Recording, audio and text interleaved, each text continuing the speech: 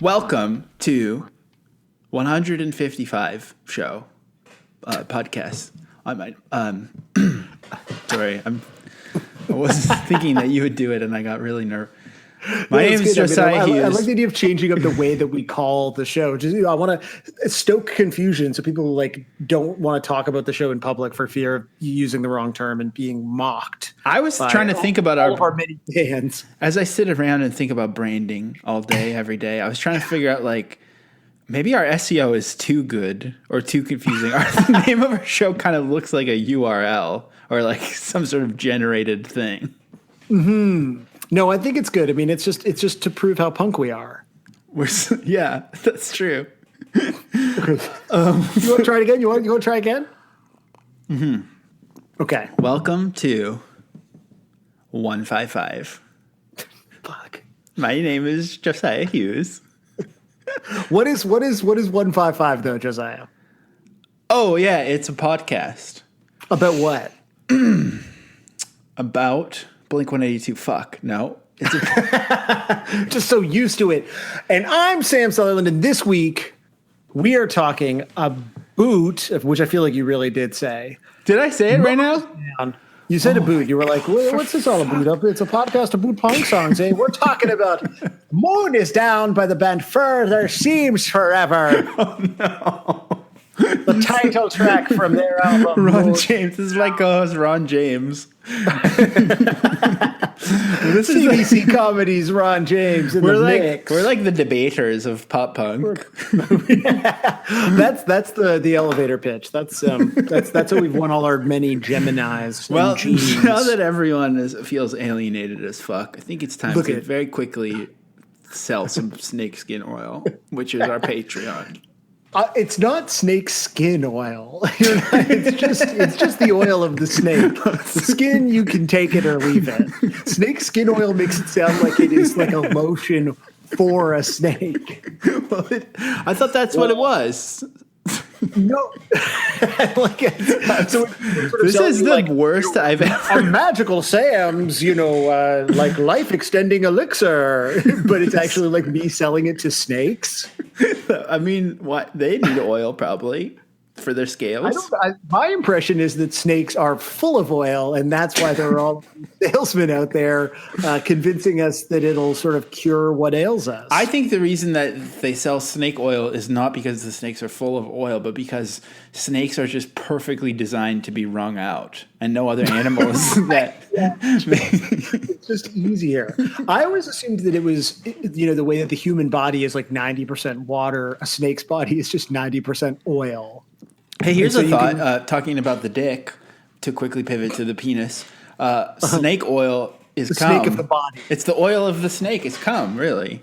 Ultimately. Wow. So, that's interesting. We need to delete this one. I think maybe we should. So sorry, we didn't put up a podcast this week. The song. Moon is Down by the band Further Seems Forever. Wait, we gotta plug our snake skin oil. Okay, so if you're listening to this and you're a snake, our snake skin oil. We've got Patreon like every podcast for the low cost of $5 a month. You could join the Gatekeeper tier. You'll get this episode a day early. You'll get access to the Discord. You can find out which song we're doing. All the covers that you're going to hear are from people who listen to this show, and that's the way that you contribute. We're starting to do a weekly newsletter now with our sort of picks of the week, all of the tunes and shows, and I don't know what the fuck's going to go in there. It's just going to be me talking about other emo bands that I like. And we have goals now too. I finally have some goals in my life. We put together a 5-year plan. We finally have something.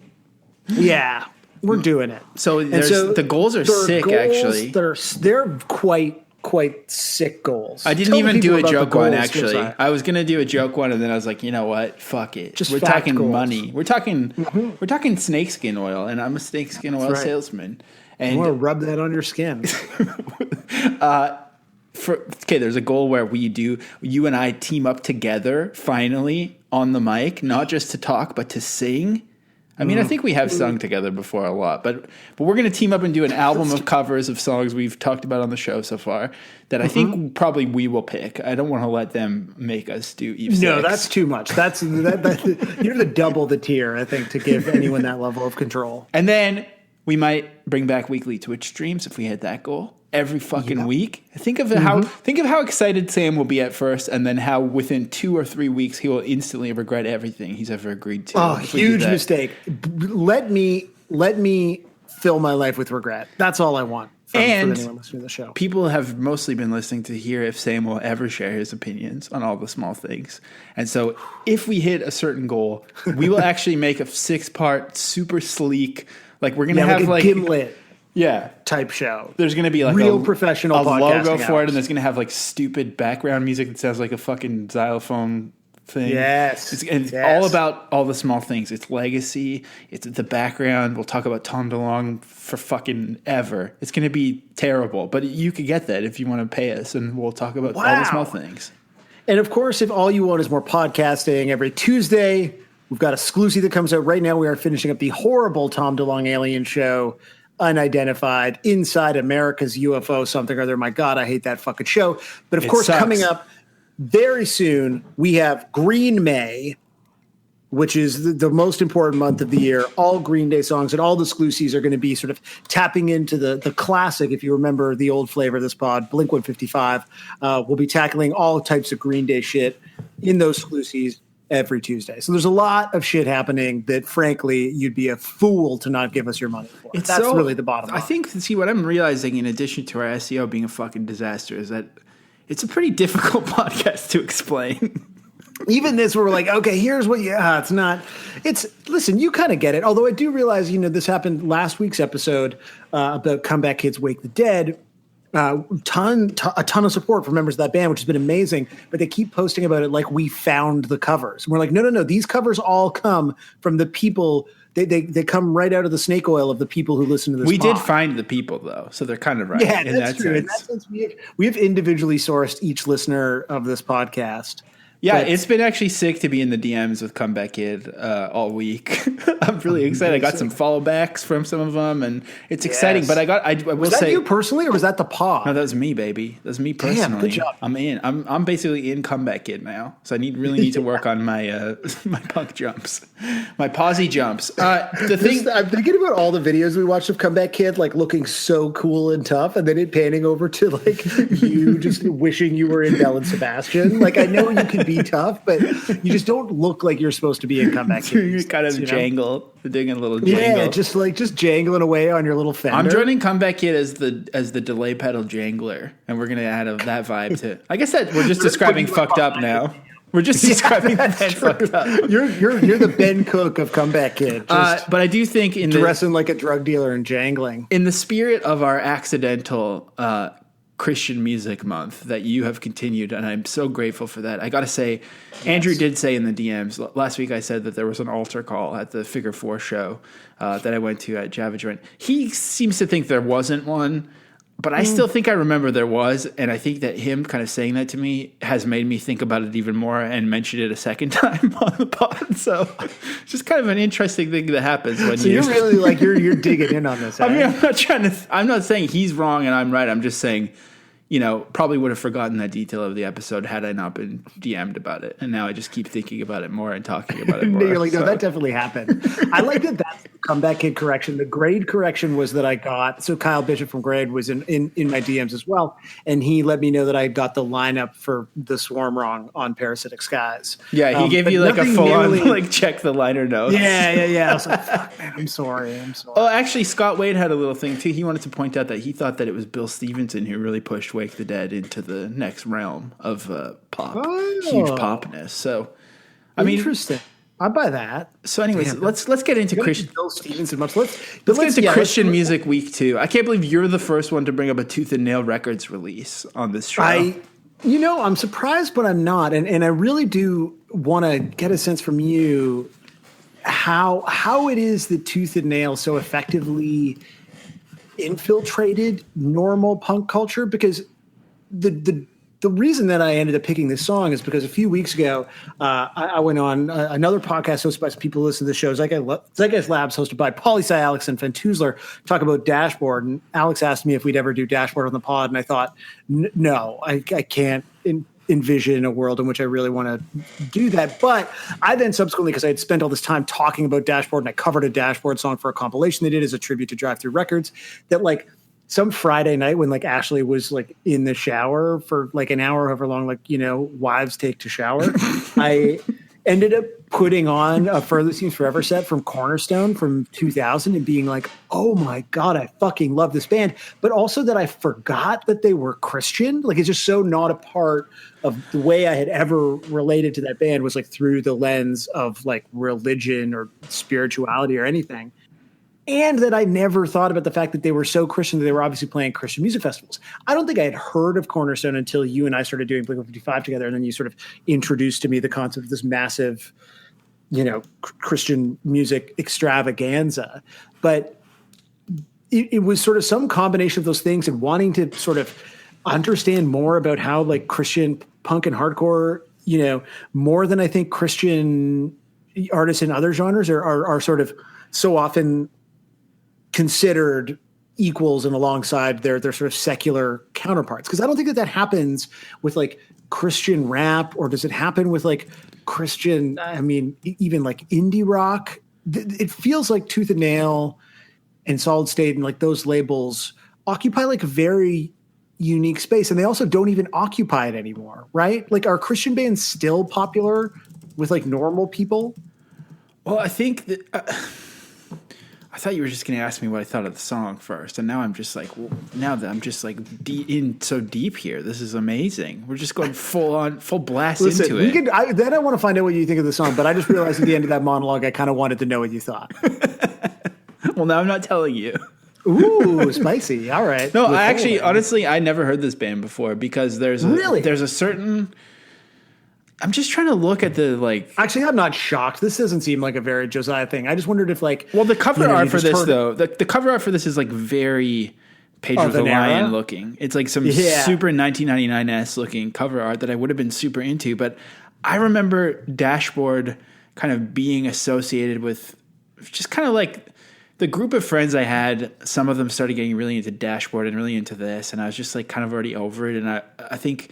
For me, it was like Pedro the Lion was the pinnacle of good Christian music. And then, you know, it continued. I've always been very interested in good Christian music because I think there is this kind of beautiful authenticity that comes from the fact that they're already starting off as so uncool culturally. You're just like already so incredibly uncool that it's such an uphill battle that there's this kind of earnestness and authenticity that comes with that.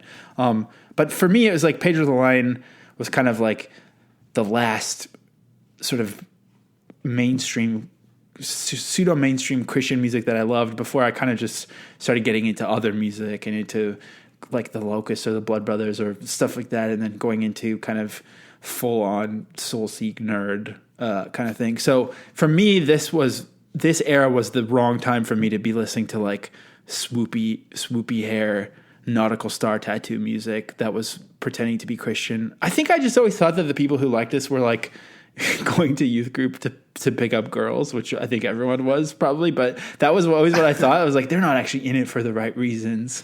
They've just wow. But then listening today, I was like, damn, this is a really good song. I'd never heard it before.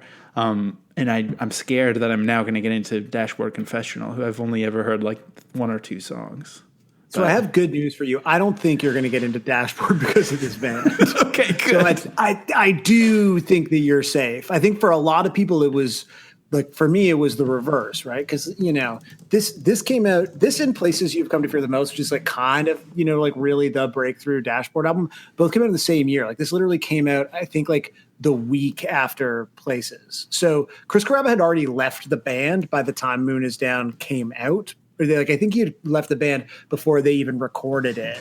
But it was like, all right, well, let's record these songs that we have. And then he goes on to become like whatever it is that you think Dashboard Confessional was, you know, how it exists in your life now or did when you were in high school. Nasty garbage shit music.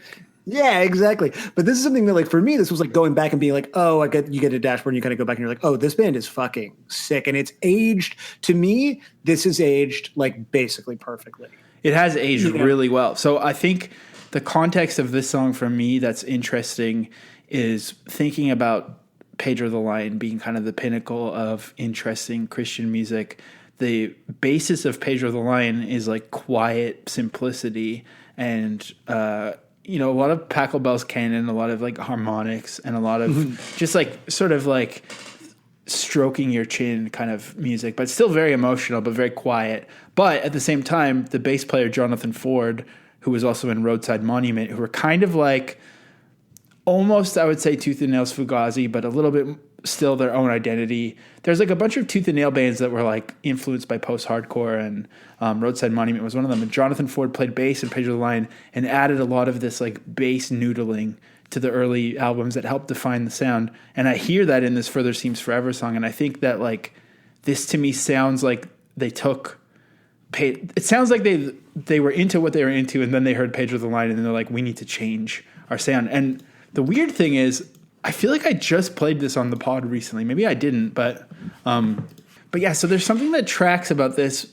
When I looked at the Wikipedia, I was like, wait a minute, because they used to be in the band Strong Arm. Yeah, the whole band is Strong Arm except for Karabs, who's in the Bacon Andes. So Strong Arm is like, I mean, it just sounds like Petitioning the Empty Sky, which it's like, It's so sick. This is some hoodie hardcore right here. I'd never even heard of this band, and I also listened to this today. I listened to the song Trials, and I was like, this actually is a very logical jump from Come Back to It.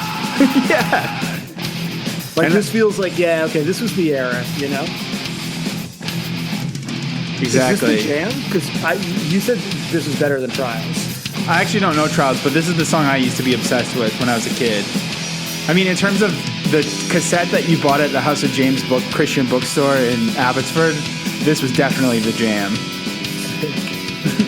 They also used to be in Tension, which was like also not a band I was familiar with, but like what were they called? Tension. Okay, yeah, I don't know. Which was like Chad Gilbert from New Found Glory was in, which I also like didn't know he was like. Is every punk just Christian? Maybe. I mean, this is so sick. Those guitars, and then this part. Yeah.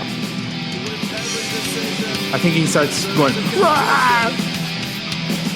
This whole song sounds like an intro. It's so fucking sick. Yeah. Oh yeah, they had a song called "Sorrow Is a Sage" that was also a huge one on Songs from the Penalty Box, which is like the most classic compilation of all time. But Strong Arm are one of the first spirit-filled hardcore bands. Yes, is that how they identified? Yeah, that was a genre. And like, look, Andrew Neufeld, if you're listening, stop listening right now. But I feel like Figure 4 might have been sort of wave 2 of spirit-filled hardcore. Spirit-filled, yeah. Okay. Andrew, you can start listening again. It's fine. Yeah, it's fine. We didn't say anything. But anyways, so I could hear. It makes sense to me that they were in this band, and then in my mind, they just heard Winners Never Quit and It's Hard to Find a Friend, and then maybe listen to some Roadside Monument records, and we're like, oh damn, we should go in this direction. And it is like this Further Seems Forever song that we're talking about this week. It sounds exactly like a nautical tattoo and a jelly bracelet, and it's I can picture the high up guitar strap and sort of the baggy khakis and the exact stance of how they're playing. Oh, the way that the guitar players move. Yeah, completely. Yeah, like it makes so much. It's just like metalcore guys getting sensitive for the first time. And again, very, very bad path that led down culturally. But the birth of it is beautiful. His hardcore guys getting sensitive eventually got dark, you mean? Well, I mostly meant culture, like musically it sucked. But yeah, I'm sure bad stuff happened too. Right. Yeah. It can't be that bad. I think this, like, it definitely has that like nautical star kind of thing to it. Or a sparrow also. Very much, very, very besparrowed already. But to me, it is like the perfect version of that. I think like, because what I find with so much of this is you go back and you listen to it and you're like, ooh, this is really awkward and it's not good, whereas this, like, going back and listening to this record, and again, 20th anniversary, turns out we're celebrating it here, is like Oh, damn. Did you do this like for some sort of marketing hook? No, I didn't, but like looking it up, I was like, oh shit, here it is. Really kind of fundamentally holds up. And I think part of it is that like it is very emblematic of an era, but it's so like technically interesting and melodically so fucking strong. And obviously, like when Dashboard was at its peak and Dashboard was really blowing up, people had opinions about Chris Caraba's voice. But the fact is, like, he does have fucking pipes. Like, he's not like a nasal. Like, I think he got pigeonholed with this like sort of this kind of soft nasal thing. But like when you listen to like where he goes on this song or on this whole record, like he has a very cool voice that works so effectively in this context. Like I associate this band so much with the sound of those Deep Elm Emo Diaries albums, which it turns out is totally appropriate because like the first Further Seems Forever song that comes out is Vengeance Factor on Emo Diaries 4. And like all of those bands all kind of sound like this. And when you go back, like from time to time, I've been like, oh man, that song, I haven't heard that in a while. I go back and I'm like, this is fucking super shitty. And like it's just, it sounds like shit. The lyrics are shit. Whereas the like vaguely spiritual thing kind of works perfectly when you're older because it's not 100%. It doesn't sound like it's about just a girl. But it also doesn't just sound like it's about God. And so as a 35-year-old, you could just be like, it's about life, man. And that sort of intentional. And also because you're ready for your big altar call moment. I think that's almost time, really. Mm-hmm. I'm getting close. But in terms of like how not cool they were, I just want to show – this is a live video from them playing in 2000 in Madison, South Dakota in what looks like – that's a church sanctuary. Okay, that's a church? It's definitely a church sanctuary. Okay, because I was like, what is this, like a court? Like, I don't understand. Like, it looks like there's some sort of like witness box and there are flag, like there's the American flag. It is kind of weird that in America they put the American flag in the church by the cross. It's kind of like bizarre to me. Yeah, like, sorry, that's, doesn't that feel like never the twain shall meet? I don't understand. Yeah, they're very much not separated over there. But it's like, just like, this is so fucking uncool, this video. The Moon is Down. And like, I love it. Called The Moon is Down. So, and it's exactly what you described in terms of like, just look at the stances. You know, the way that bass players always stood like that back then. Yeah, totally. And also like, yeah, this song is just like, oh, the clapping too. Yeah, the holding the mic above your hand and then doing this with it in like one hand is, The other thing about this is that the producer of this album, James Paul Weisner, he did the Under Oath album, The Changing of Times, which is kind of like their evolution from being like a Christian fake black metal band into being like I guess like a little bit white belt kind of. I just associate this kind of music with having like a black t-shirt or a hoodie that has been shrunk badly from being overly washed, and then wearing like giant clashing navy blue Dickies that are like exploding out of your bottom half. Dude, what I love is you can't.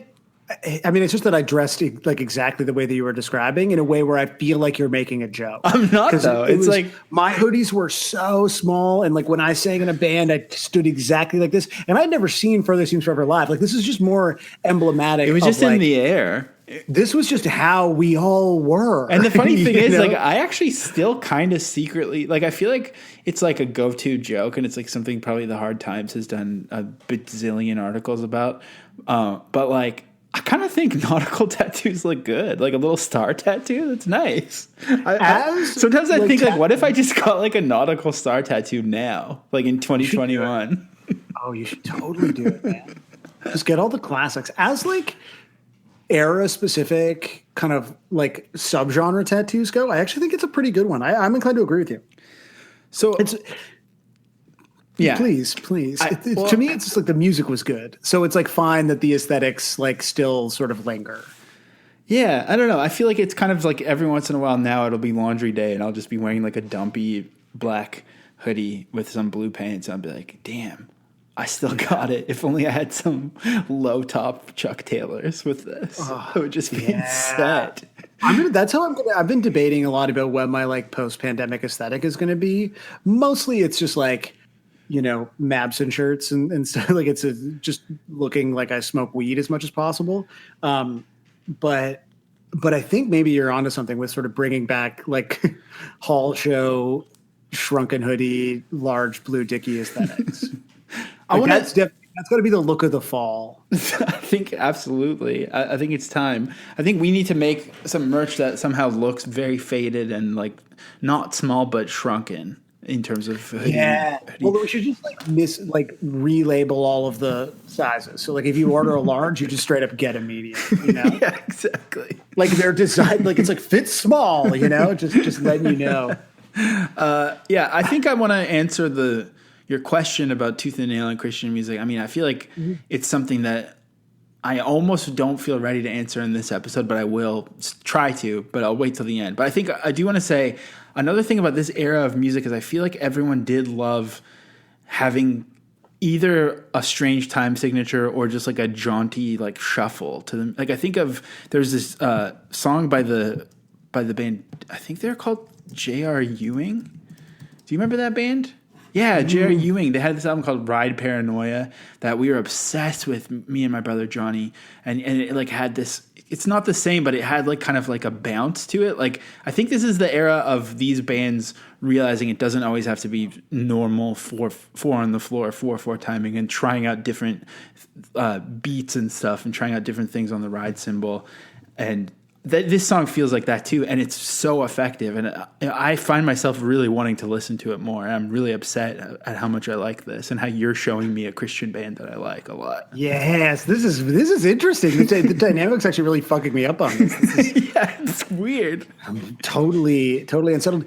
I wonder if part of it is also like some combination of like sort of like a few factors. So you have this like initial wave of like emo that starts in like college towns, right? Or initial waves, second wave. I don't know. Fuck the waves. The point is, you've got college kids doing a thing, and then it filters out to the suburbs, and so then you have like mostly children of privilege who don't smoke weed and don't drink, and have access to, good equipment, like a nice drum kit, a nice amp or whatever. And they spend all their fucking time like writing, and they want to impress people with their abilities to like, pop music is so plain. And so there's this entire movement where I think of like, Further Seems Forever is a great example, but I feel like this is also very sort of spiritually similar to a band like Menine from here, that it was like a bunch of kids who didn't drink doing things in weird time signatures, same vocal kind of range, same like,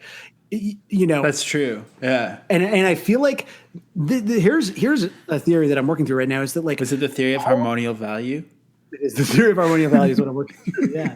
I wouldn't have thought you knew that. I thought you were like not a. No, I loved Menine at the time. Actually, I really did, and I still do love that album. And I think the one after, the first Vagrant one, you can't deny it. But actually, until I was an adult, I just always assumed that was a real thing. And I was like, damn, what's this old German guy talking about at the end?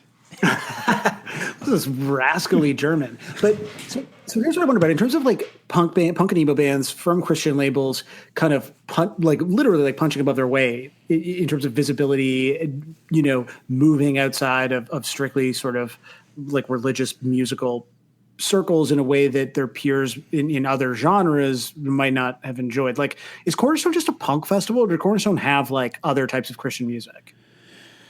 Okay, I'm going to answer the whole thing right now. I'm ready. I'm ready for this. You ready? You're there? Okay.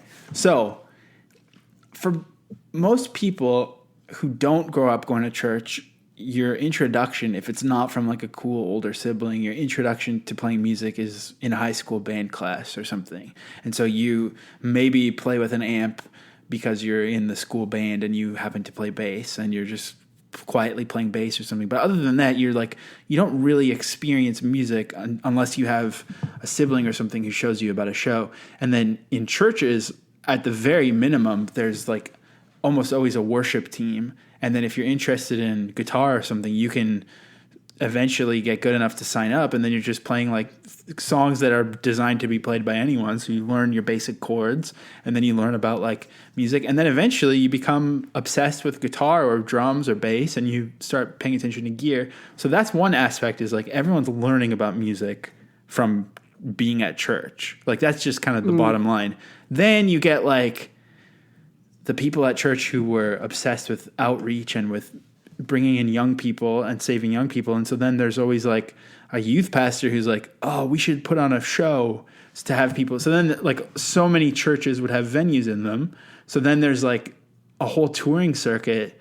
I don't think you've watched Gilmore Girls, but Lane's band ends up doing a tour of like churches because her mom is so Christian. And Happy Alien I'm talking about, of course, for Don't Think I Don't Know, my Gilmies. But, you know, there's that aspect. There's like a whole built-in touring circuit. And then there's like parents who are scared that their kids are going to be corrupted by listening to Marilyn Manson. And they were right, essentially. But at the same time, they're scared. And so they want something that's like guaranteed to be clean. But obviously they're not going to start reading the lyrics of all this shit. So it kind of creates this like perfect realm where all Tooth and Nail had to do was just kind of make sure that it was people who were connected to a church in some way, but also just make sure they didn't swear. And, you know, the As I Lay Dying guy talked about that a lot after he was busted for his whole thing, which was so fucked. The whole thing. That's a bit of a thing. It's definitely quite a thing. And proof that you shouldn't be going to bookstores, you guys. That's really, you know, that all went down in a Barnes & Noble parking lot. So that's... Wow, I did not know that. So books the real enemy there. But, you know, he even said that, like, most of these people either have never been Christian or were acting like just quietly not swearing and being as Christian as they needed to seem in order to sell. Because you just had a built-in audience, basically. So, and I say this as someone who loves so much of this music and still thinks it was a really cool thing and like a kind of gateway for a whole group of people. So that's kind of the background. And then the reason why I think it feels like it's everywhere is that, especially in Canada, we don't really realize, I think, maybe I'm wrong, but I feel like most of America actually is some kind of Christian in some way or another. And like, especially in Florida where this band is from and Under Oath is from and New Found Glory is like, I think half Christian or something secretly. And like, I mean, I guess, yeah, Chad Gilbert. And all these people we're talking about have all been in Shai Hulud at some point, who is like, I mean, obviously they've had like 7,000 members, but you know, statistically there's quite a few Christians in that lineup too. So I think is Shai Hulud a Christian band though, technically, or no? Well, it's just that they've had lots of Christians in it. Well, let me get to that in a second. But okay. So the thing is, in Florida, there's like, everyone is like pretty Christian to begin with, and then they're all in bands. So then it's like, because I feel like Further Seems Forever is one of those bands that like I feel like Casey Musgraves will talk about, or like I wouldn't be surprised if like Taylor Swift liked them, or because she likes Chris Carrabba. I know, like all these, big dash head. A lot of all these things like started off as Christian, and I feel like, you know how like every celebrity up until more recently was basically Christian too. It's like,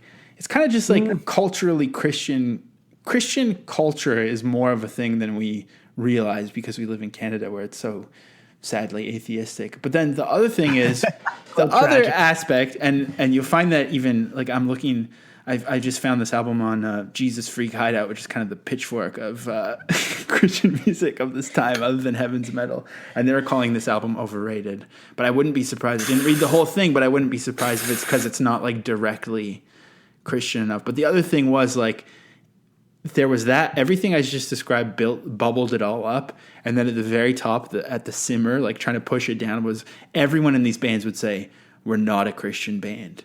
We're Christians in a band." Yeah, why is that? Because they just, I think there's like... I made that note. Literally, it was like, because it's in all the Further Seems Forever. So it was like, they're not Christian. They're a rock band with Christian members. Like, why did everyone fucking say that? I think they just didn't want to be like Jars of Clay or like, but I don't know why Jars of Clay are sick as hell. But I think, you know, they didn't want to seem like they were... On one hand, they wanted to preach to people. Well, I mean, I think in the case of this band, we're talking about a band that started as a spirit-filled hardcore band who definitely probably did some altar calls. I mean, I got to stop saying this because maybe no one did. This is really you slandering everyone that we talk about. Like, I can't wait for you now. I kind of think it's... I'm great to do some altar calls. I'm saying it as a good thing. I think it's good to do that. But, you know, like, I think there's that history of people being overly obsessed. Like, for example, if you look at an interview with Damien Jurado, he'll say, yes, I am a Christian. And what that means for me is like approaching my life with sort of a holistic sense of good and trying to do the best at everything I do, because creativity is a reflection of my creator. And I'm trying to just like put good into the world, whether it's something positive or something that I've just worked really hard on. Like he'll say something like that, which is like, I think really beautiful and really meaningful. Mm-hmm. But there was also a group of people who were like, we need fucking numbers. We need to get people saved. And so they would like approach it more of like, I mean, there was a lot of rock against choice or I don't know what's a lot of that kind of stuff was going on back then. Well, they would say it was rock for life. Yeah, probably. I guess probably rock for life. That's more likely how their side of things might choose to conjugate that argument. I can't remember the copywriting per se, but that's rock against choice. Frankly, we just don't think that it should be up to you. Right. I'm sorry. Yeah, like there was a lot of stuff that was overly dogmatic, so then people were but I think ultimately that's what makes Christian music so interesting, is the same thing that makes Canadian music interesting, is that there's this insecurity and identity crisis at the very core of it that just makes it all so interesting. That's interesting. I hadn't thought of Canada as a country as being like an interesting point of comparison, but it really is. And maybe in the same way that sort of speaks to what is a much simpler theory, I think, that I have, which is that in the same way that Canadian music, a lot of the institutions that exist to kind of like prop up a domestic entertainment industry here are sort of decaying or corrupted in a variety of ways, or they're just like shitty. But at their best, what they exist to do is like give bands that have to compete with like the more money, just like more opportunities of being a band in America, like being a band from a significantly smaller country, even though, we share a border and we speak the same language and stuff. So what I wonder about with Christian music is it some of it is also that, like the way that it provides an environment in which, because a lot of like bad behavior that is distracting is discouraged, there is an opportunity to like get very good at something. Like I've always felt like, man, if it just some of the most productive people in the world feel like they are just total teetotalers, because it is like, if you're just always that sharp and you're just working, then maybe you can kind of get more done. And so when you're younger, you want to be like playing guitar, but you also want to be like hanging with your friends and drinking in parking lots or whatever.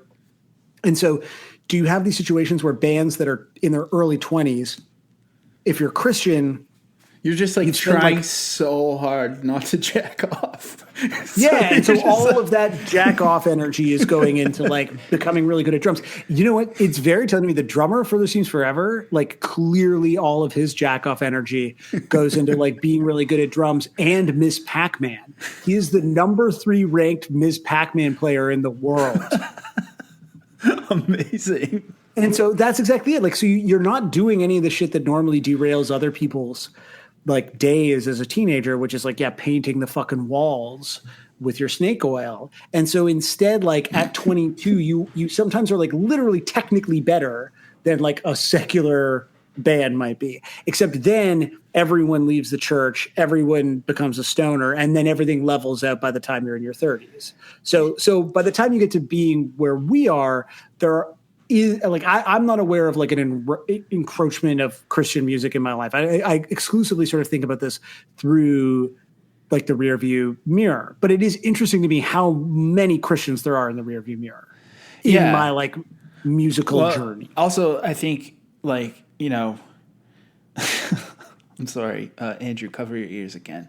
Last week we talked about how Wake the Dead was kind of this perfect message that could be almost conceived as Christian but isn't. But since last week, some people have told me, and I even remember this, like being a music writer, I remember being told I couldn't review certain albums because they were Christian. And like you even just think censorship. You even think that Comeback Kid was Christian, and ultimately they never were marketed as Christian, but it was just people, it was Christians in a band and only half of them were Christian or something. So it's like there was also this feeling of like just knowing even that it had the tooth and nail thing. And if you read the Pitchfork review of Winners Never Quit, that album opens with David Bazan singing about dying and going to heaven, and it's a very sarcastic song about like piece of shit Christians who don't care about their neighbor because they're just worried about their own treasure in the afterlife or whatever. It's like very sardonic and clever, but because he just says the word Jesus, the whole review is just about how it's like a dumb Christian album and should be and sucks, and like you can't like it's obviously cringy to be like have a persecution complex in defense of the religion that has caused so much suffering because of people's mishandling or misunderstanding of it. But at the same time, that's where it comes from, this hesitance to be like super gung-ho, especially if you kind of believe in your own music. You don't want to spoil it by saying something too overt. So that's why I think these lyrics too are like just vague enough. Like any band could have written this song and you wouldn't have noticed. Oh, totally. Well, and that's what I love about it is I never thought about this as being Christian. And then I was, reading some shit in preparation for today, and like these lyrics, which I just send you just to pull up. Like I read something that was like, so, the title track starts off and it's about like putting your faith in God and like how like God kind of carries you through the heart. And I was like, what the fuck? What? That's what that song's about? And then I read it and I was like, oh, yep, that's it. The moon is down and heaven is waiting for us to find our sights with focus that's strong, but my strength keeps slipping. Oh no. But then I guess God is there to keep you from slipping. But there was always with these bands this sort of like dual meaning. And I found another live video where before the song, and I think it's actually in the Cornerstone set, where Chris Carrabba is like, this is about like, feeling like you can't make it, but like something pulling you through, whatever that thing is in your life, whether it's your friends or it's God. And that's actually at Cornerstone where they're kind of hedging to be like, the song is not explicitly about God. But I'm like, in front of that audience, why would you not just be like, this is a song about how I fucking love God and I think they're tight? Well, yeah, the Christian music festivals were like, I mean, that was also became a source of tension, I think, was like the youth pastors were excited that they had all this cool music happening, but then it was like not overtly enough Christian. But then it's like, and actually if we next time we stream, there's a video we should watch that's like this MTV special where they go to Tomfest, which is kind of the Pacific Northwest version of Cornerstone, and that's where like all my friends used to go. I never went, but I feel like I did go in my heart still. But MTV goes there and they actually like Jonathan Ford, who I mentioned from Pedro the Lion, and he's now in a band called Onward Sailor, who are an incredible post-rock band. There's this kid talking about how MXPX is not on fire for God anymore because they signed with EMI and left Tooth and Nail. And like the extent of MXPX's Christian lyrics was them saying like, I want a girl who loves God once or something. Like they've always been smart enough to not mention it so that they can reach the widest audience. But they still were considered a sellout. And then on MTV, this kid starts like railing against MXPX, and then Jonathan Ford like kind of rebukes him in front of her. It is very like epic and feels biblical in its own way. It's like so amazing. But all of this is to say, like, those festivals then it just was inevitable. It got to the point where it's like it becomes the agenda of what they want it to be mixes with the fact that it's like just really good musicians playing in bands that are sick, and then it's for everyone. But then these people are like, also, what's the point of preaching about God at a Christian festival? Like, I just don't really understand that anyways. Yeah, everyone there, that's literally preaching to the choir. Yeah, like quite literally. But yeah, I also just love all the videos of Cornerstone because the tent is so iconic in all of them. Well, that's it. I had never seen it. And so I ended up watching this whole fucking set of like Further Seas Forever at Cornerstone. And I was like, this is this legendary festival. Like, it looks like shit. Dude, Cornerstone and Tomfest videos are like incredible. on. Yeah, I watched this whole set. This like Further Seems Forever live at Cornerstone, which like I'll share it in Discord because it's like I think I was tweeting about it, watching it last weekend. Like it's fucking great. It's really like because this whole album is so good, and like watching Chris Carrabba at his peak. I can't believe I'm going to listen to this damn album now. Also, I like how you're going to listen to the whole thing. You're going to fucking. There are other songs that you will like more than this too. I like how Chris Carrabba is like you can tell he's good at singing, but he's not like he's not flexing it so much. Like I feel like everything else is just too raw and like too much. But it seems like he quit this band because he knew he would be more famous if he quit or something. I don't know. There's a lot of different things when you read about what happened. I think it's like he wanted to do different things. Like he rejoined the band. They ended up doing a record in like 2012 together on Rise called Penny Black. But basically like the Further Seems Forever thing is they just like cycled through singers. There's this guy, Jason, who sang on How to Start a Fire after this. And then the singer of Sense Field, I think. Sense Field. Sorry. Yeah. There's that guy passed, died, right? Unfortunately. Yeah. So like their kind of thing became that they were just like this sick mathy emo band that like just had a new singer every album. And it was interesting. And I didn't follow the band sort of past this outside of kind of the hits or the sort of, big songs, which is sort of like too bad. And I'm sure there was a lot of people like that, but I think for people who really invested in this band, it was this really interesting journey because it wasn't that they were just sort of slotting in a singer and doing the same thing. Like they really did successfully adapt around different singers. Like How to Start a Fire is a good, right? It's not really my thing. It's like a little more straightforward.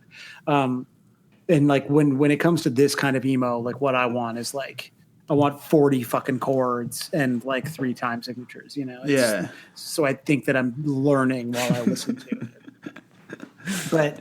But yeah, I think it's just like he was done with it. They were friends. He'll record the album. And I do fucking love that. Like, I love the idea of like, all right, let's document this thing before like our time together is done.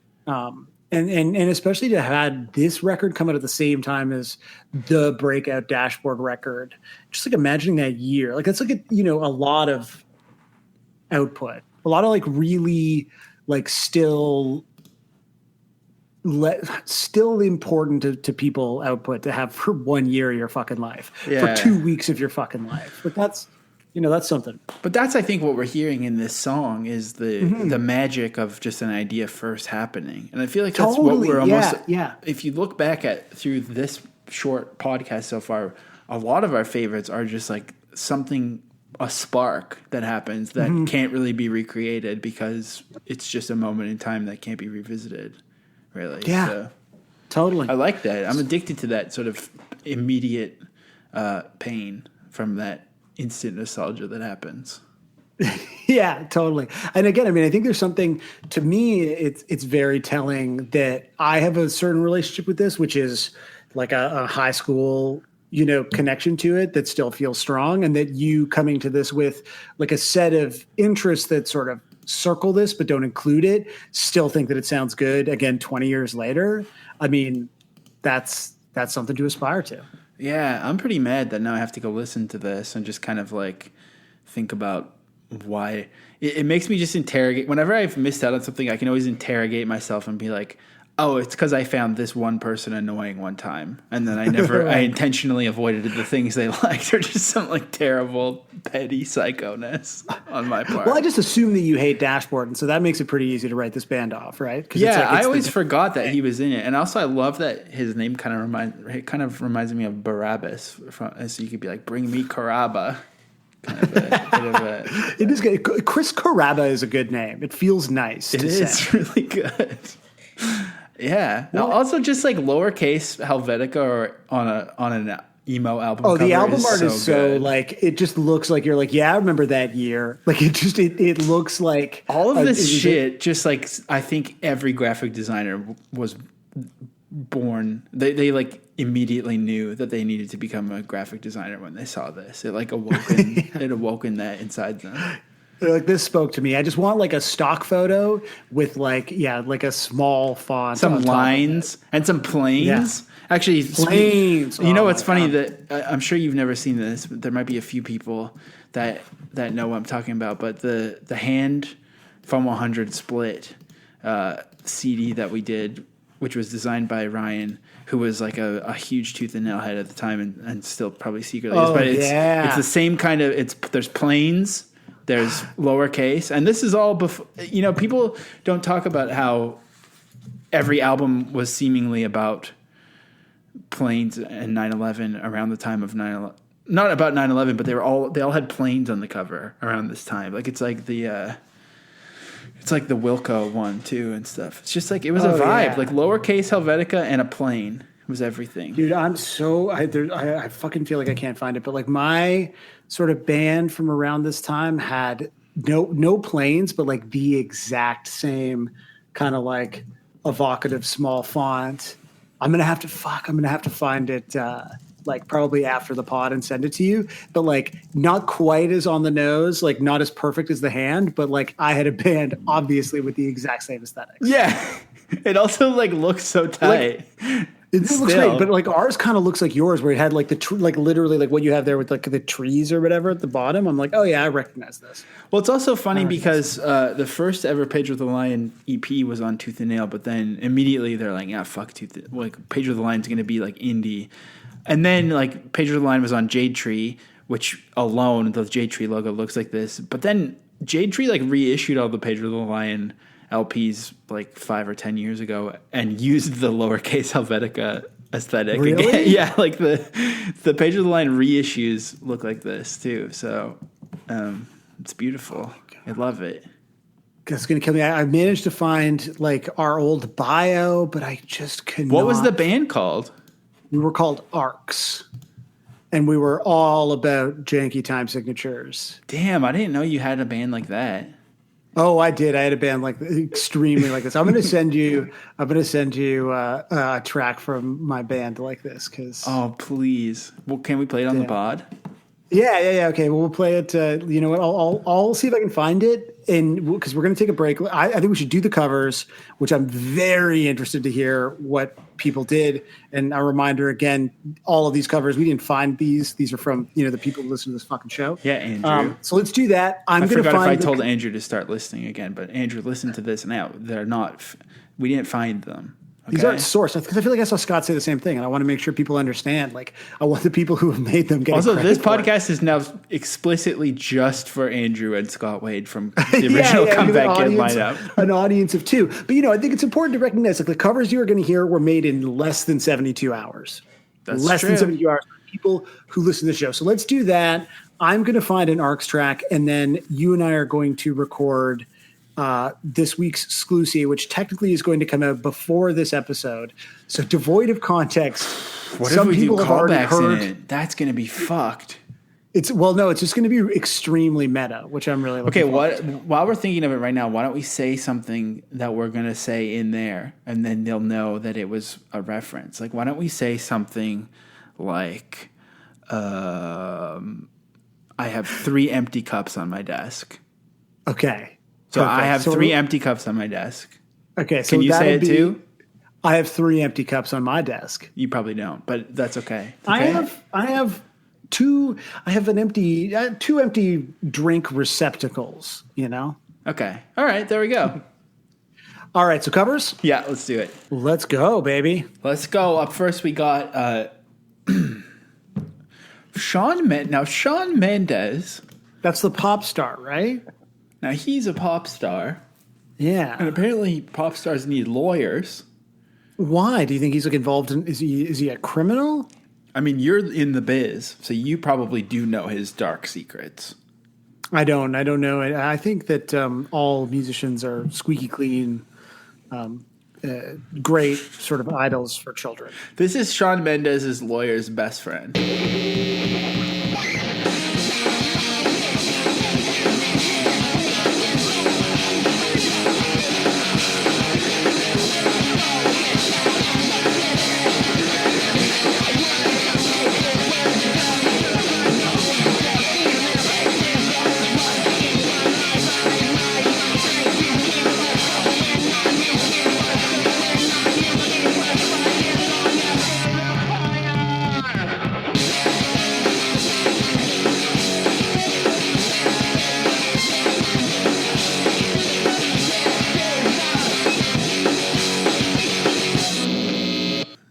Yeah. That to me like really sounds like playing in a band with your friends, which is great because best friend is right there in the title.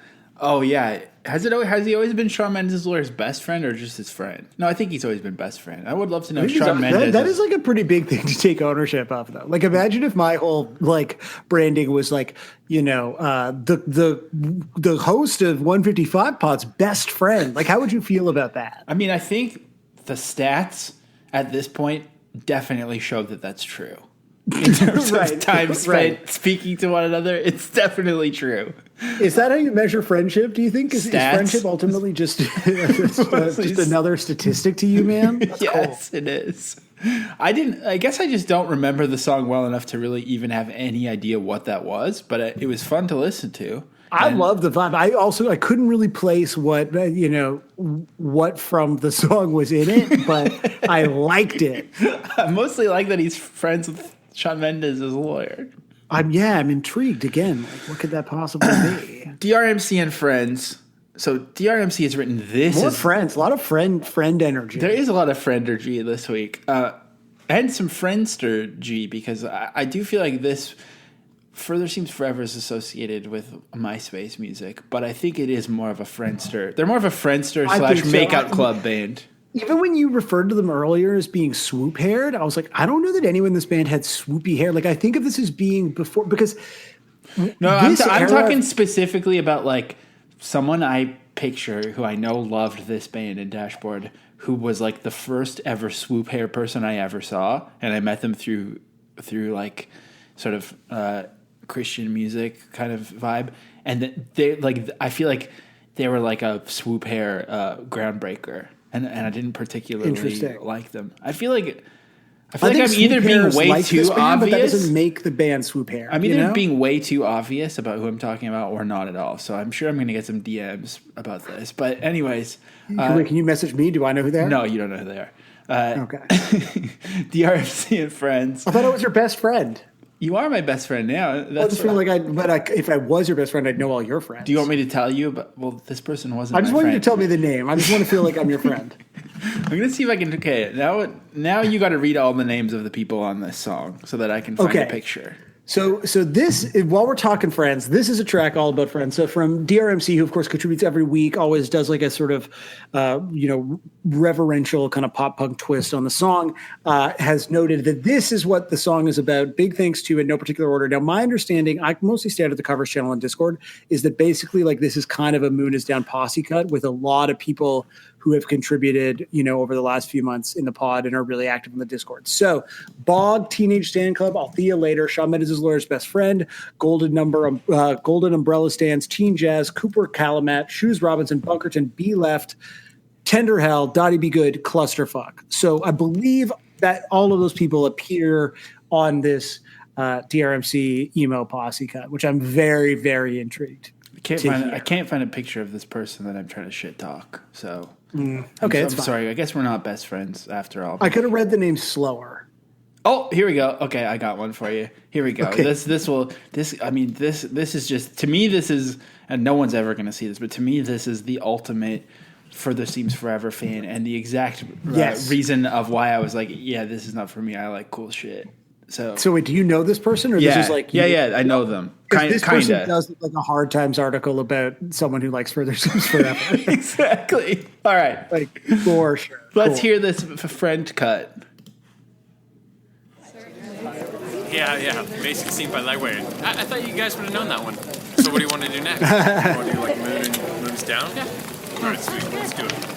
Are we at a campfire? I think so. We can't remember. The moon is down. Oh my god. For us to find her in our sight. We focus that strong, but my strength keeps slipping. This literally gives me, I'm getting chills in a good way. I feel like I'm gonna fucking cry.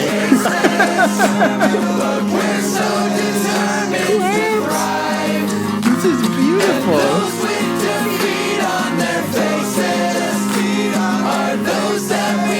Oh my god. I think we can play the whole thing because we got less submissions this week. Yeah, fuck it. Because they're all on this one.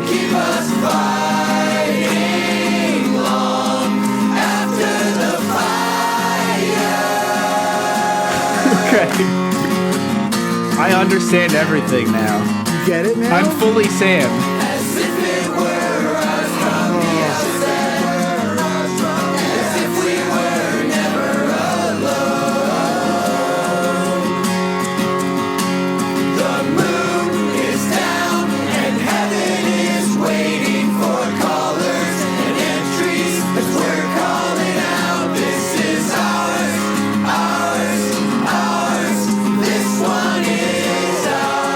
This is so good.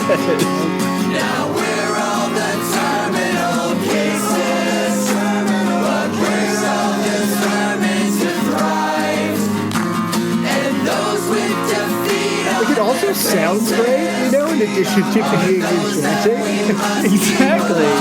If it didn't sound so good, I might be taken out of it and want to, like, the quality of it is making me unable to be mean. It's just, I've gone full Sammy right now.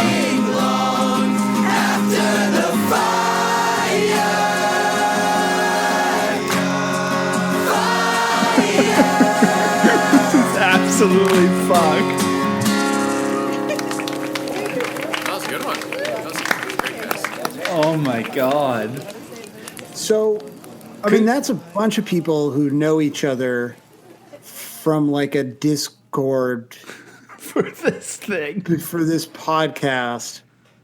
I fucking love that. That's like, Yeah, that was some. That was definitely some unexpected emotions flooding back that I haven't.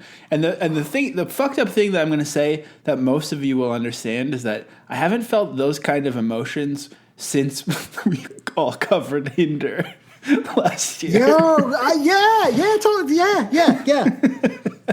I mean, I don't know what that whole sentence says about us and how we've chosen to spend our lives, But we're best friends now, and that's all we got to we go are for. all best friends. If you were listening to this, you know, this is not just about me and Josiah. You are my best friend. We are all best friends forever now.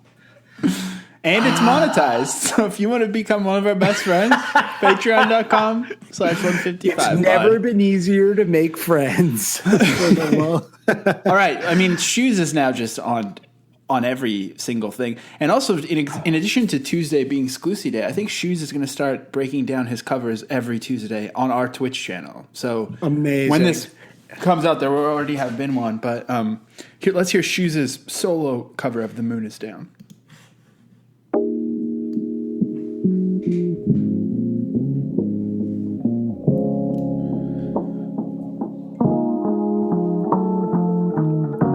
Come on. So frustratingly sexy. I'm mad. I'm mad at how sexy Shoes is. Like musically, but also just like in general.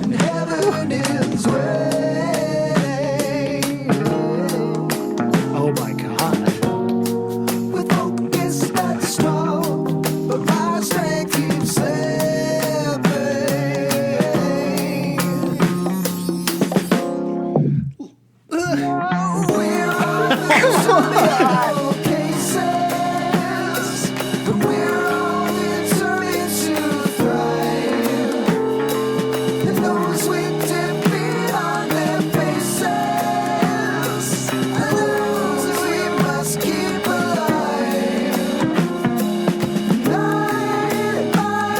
We're not going to play all of No, of yeah, them, we can't do the but that is that was so cool. That was what a delightfully slinky cover. I feel like that could have been in like a bar in one of the Final Fantasy reboots. Like I feel like it does have some like sort of like spiky hair video game bar energy in a very good way where I'm like, hell yeah, why have I been listening to things that don't have deeply robust percussion and like slinky bass on it all the time? I just feel like I listen to too much music that can be easily described as angular and not enough music that can be easily described as slinky. And I think that was the kick that I needed to just sort of to really slink up my habits, you know? It's true. All right, up next is strings. Strings.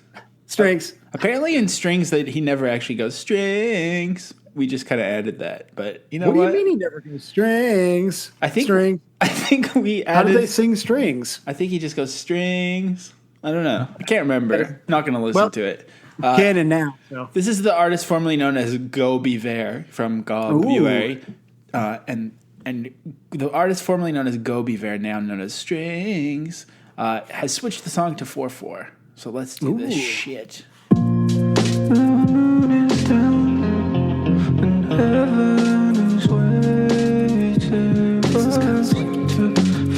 Yeah, why are they always in pairs of submission? It's always like two that kind of fit together. With focus that's strong, but my strength keeps slipping. Now we're the terminal cases, but we're so determined to thrive. And those with the feet on their faces are those that we must keep alive. And I admire your strength. You keep us going on. You keep us going on. You keep us going long after the fall. These are like, What is going on? they're also like the last two, like slinky and sensual. So Right? sensual. Yeah, like I'm feeling like maybe like we're not just best friends now. Just like, We're going to the next level. I'm worried that there's more here, at least on my end. I To don't know. feel like there's some exploration that needs to be done. Maybe we need to turn the cam on. You know what I mean? Yeah, cam on, baby, cam on. Cam on, mic off. That's the way we like to. No, I don't know. Pod. I was hoping you were just going to hit play right away and we'd like introduce like cam on, mic off. That's the way we like to. This is fucking Freak Forever. Teenage Stan Club and Todd Killings.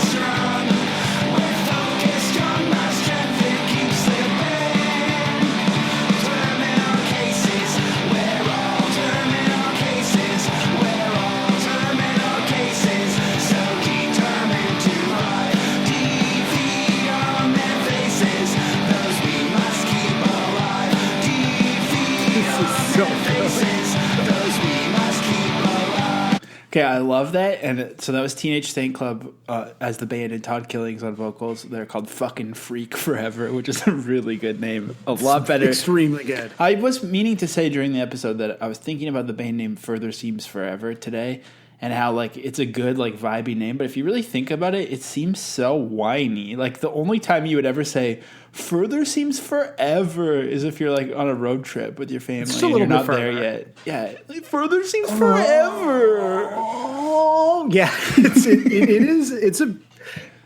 it's one of those band names that I don't think about because it's just like that's the name of the band. But It's in a whiny vacuum, as fuck. that's a tough one. That's a tough It's one. whiny as fuck, you little babies. Yeah. Further I also Seems have we heard Forever. much. We've heard like Todd Killings has been, I think, basically every week, but a lot of it has been in his own tracks, and so like just like the Todd Killings with Teenage Stan Club, that was a lovely little collab. Well, I was gonna say, like Todd Killings, we kind of know as being a unsung, long lost glam rock hero. Is kind of how I think of him. There's always like this sass Just to it. Mark Bolan, yeah, Yeah, exactly. But then with Teenage Stan Club, I was like, Todd Killings has the voice of like he should have been on Mint in the era of Cub and Pansy Division. Like he has like that exact era of absolutely, pop yeah. punk sass. It's so sick. That was so good. I love Fucking Freak Forever. I hope you keep that band name. Do more Yes, stuff. please. I would love to hear some more Fucking Freak Forever for sure. I'm gonna go ahead and let you introduce this next one. Okay, so we've got Werther sind für immer with Dermont Drieter Gesang up 1-5 Unst it's 5-5. It sounded like you were doing the intro to Pretty Fly for a White Guy. Worked and scared for German Dernbond. Okay, this is tight as hell already.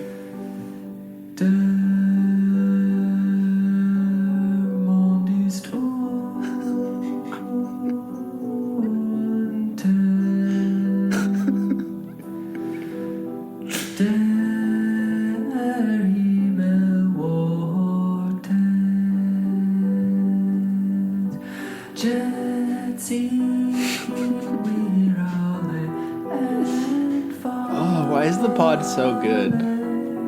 I mean, it's not me. I'm not doing shit. I just talk about Page of the Line every single week, and people keep listening.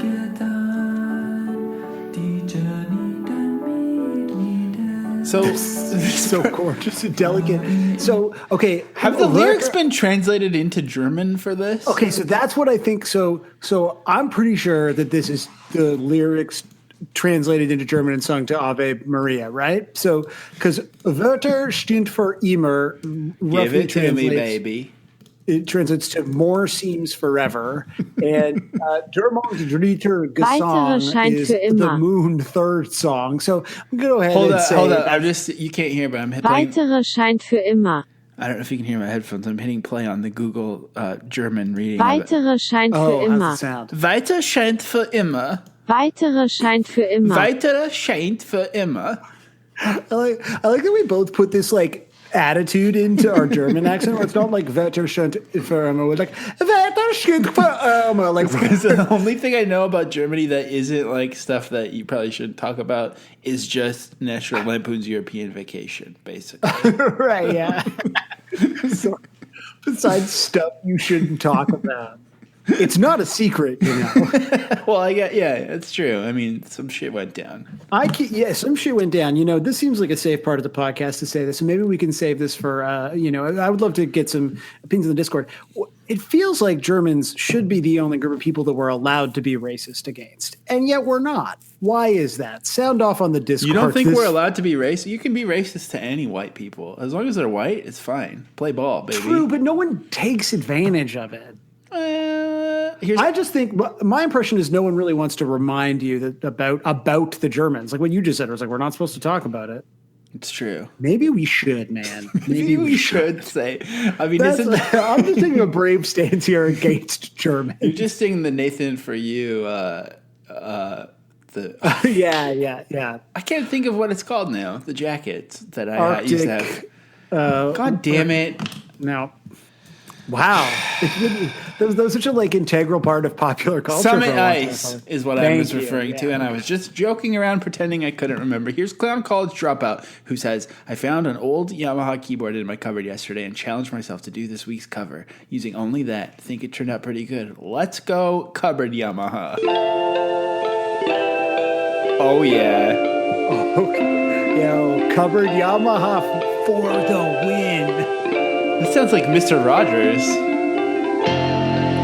moon is down, and heaven is late for us to find our sight with focus that's strong. That's quite a bass tone from that cupboard Yamaha. Yeah, this is like, what others do you have in your cupboard?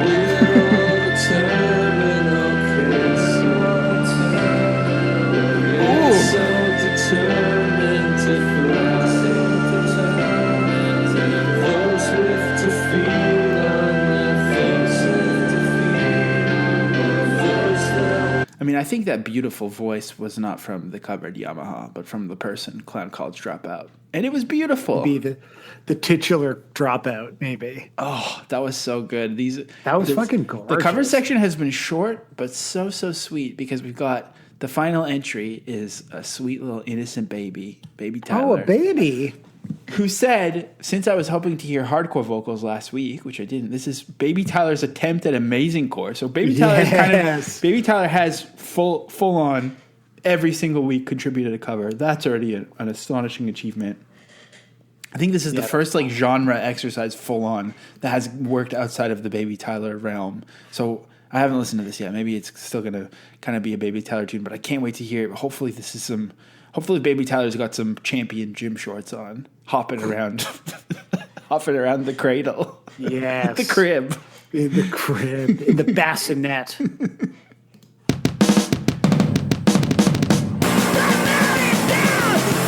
Oh, yes.